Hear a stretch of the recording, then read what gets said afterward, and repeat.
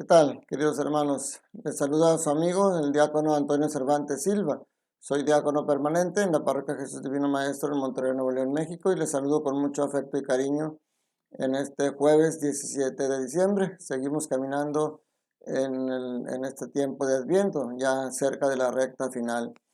Las lecturas de hoy que vamos a meditar, la primera lectura es del libro del Génesis, capítulo 49, versículo 2 y versículos del 8 al 10. Y en el Evangelio, Mateo en el capítulo 1, versículos del 1 al 17. Estas dos lecturas, mis hermanos, nos van encaminando ya que estamos cerca del misterio de la encarnación, nos van orientando a que realmente Dios se encarnó en Jesús. Jesús nació en una familia y una familia pues tiene su historia. Nosotros, sinceramente, hace tiempo que yo leía este evangelio, pues yo decía, pues, ¿qué mensaje nos tiene? Solamente nos habla de la genealogía, del árbol genealógico de Jesucristo, y como que no entendía mucho qué mensaje podría tener aquí. Pero Dios nos va iluminando poco a poco más, nos va revelando su misterio.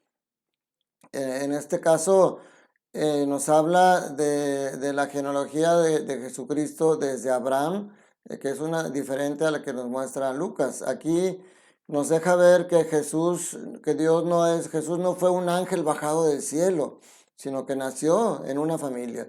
Yo me acuerdo cuando era niño que en la escuela nos encargaban el árbol genealógico, decían, ¿para qué sirve el árbol genealógico? Pues es para que sepamos nuestras raíces, de dónde venimos, quiénes fueron nuestros padres, nuestros abuelos, nuestros bisabuelos, cuál es la raíz y cuál es la historia de nuestra familia. De alguna manera, en el caso de Mateo, también nos quiere dejar ver cuál es la historia de Jesús, su árbol genealógico.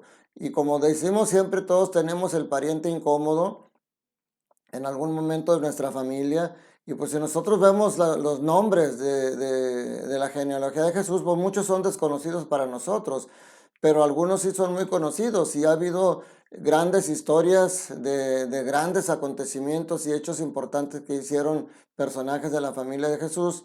Pero también ha habido grandes pecados, grandes traiciones entre Jacob y Esaú, la traición de David por quedarse con la mujer de Urías, Salomón que se mete con mujeres paganas.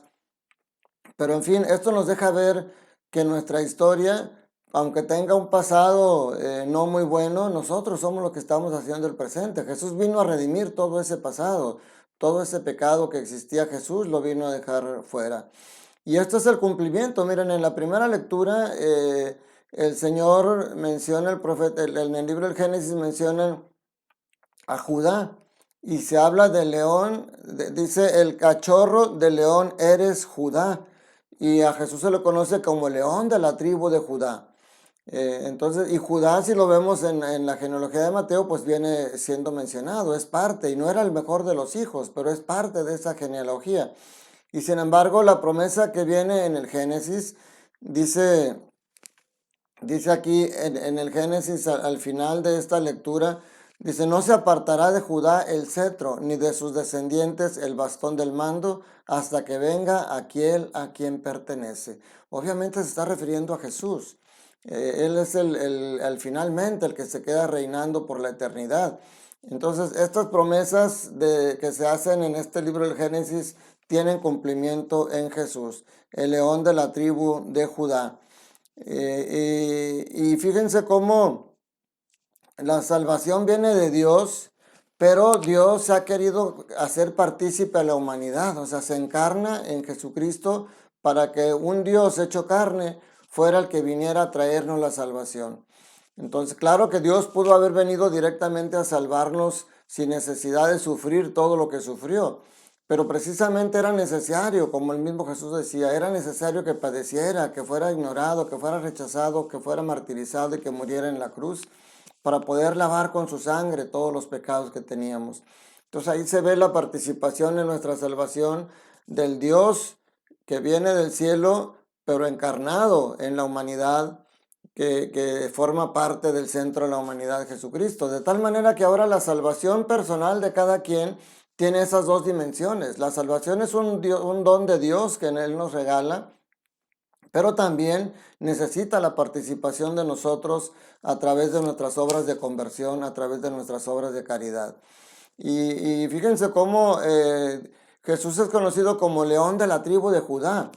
Así como, claro, el león es el rey de la selva, según cuentan, pero también si vemos el león, va cazando a la presa para tomarla entre sus garras y hacerla suyas. Ya le pertenece esa presa que el león cazó y luego se alimenta de ella.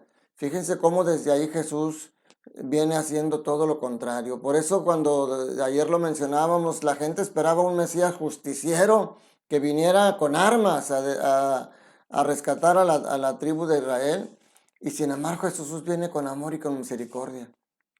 Aquí al contrario del león, Jesús no anda cazándonos como presas. Jesús anda buscándonos amorosamente como ovejas perdidas, como ovejas lastimadas, como ovejas que necesitan. Cuando Jesús no nos toma entre sus fauces para hacernos suyos, pero Jesús nos toma en sus brazos amorosos para ser pertenencia suya, para estar bajo el cuidado y bajo el resguardo de Él. El león se alimenta de la presa que acaba de cazar. Jesús nos alimenta a nosotros con su cuerpo y con su sangre. Ese es el misterio, mis hermanos. Los tres grandes misterios de la humanidad son el misterio de la creación, el misterio de la encarnación y el misterio de la salvación. Estamos cerca de celebrar esta Navidad, el misterio de la encarnación de este año, y vamos a vivirlo con intensidad, mis hermanos. Sigamos viviendo esta tercera semana de Adviento con alegría en nuestro corazón. Dejemos a un lado, sí, la tristeza y el sufrimiento de los dolores que tenemos en esta pandemia. Ahí están presentes, nos hacen ver nuestra fragilidad. Pero el amor y la fortaleza de Jesús también están presentes y nos hacen ver la grandeza que tenemos a los ojos de Dios. Les doy la bendición, esperando que ustedes también, al ver la genealogía de su árbol genealógico, pero valga la redundancia, al revisar su árbol genealógico pueden encontrar a lo mejor gente no muy buena en su historia, lejana o reciente, pero no somos nadie para juzgar. Aún de ese árbol que pudo haber habido frutos malos, tú puedes ser el mejor de los frutos si actúas con el amor de Dios en tu corazón. Que la bendición de Dios Todopoderoso, Padre, Hijo y Espíritu Santo, descienda sobre ustedes y sus familias y permanezca para siempre. Cuídate mucho, recuerda, Dios te ama y Dios quiere que seas feliz. Prepara tu corazón para que sea el mejor pesebre para que nazca Jesús en esta Navidad y que realmente su nacimiento dé frutos para ti durante el año que viene y todos los demás años que Dios te permita estar aquí. Que Dios te bendiga, te mando un fuerte abrazo.